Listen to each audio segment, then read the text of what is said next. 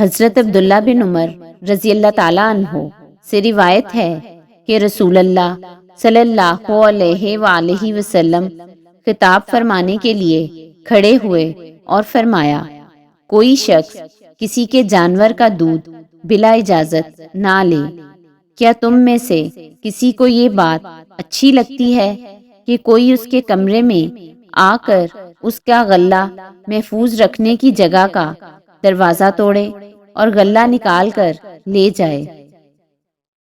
لوگوں کے جانوروں کے تھنوں میں ان مالکوں کی خوراک محفوظ ہوتی ہے، اس لیے کوئی آدمی کسی شخص کا جانور اس کی اجازت کے بغیر نہ دھوئے۔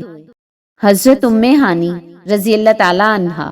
سے روایت ہے، نبی صلی اللہ علیہ وآلہ وسلم نے انہیں فرمایا، بکریاں پالو، ان میں برکت ہے۔ حضرت عروہ بن جعد بارکی رضی اللہ تعالیٰ عنہ سے روایت ہے، رسول اللہ صلی اللہ علیہ وآلہ وسلم نے فرمایا، اونٹ اپنے مالکوں کے لیے قوت کا باعث ہیں اور بکریاں برکت والی ہیں، اور گھوڑوں کی پیشانی کے بالوں سے قیامت تک خیر کا تعلق قائم کر دیا گیا ہے۔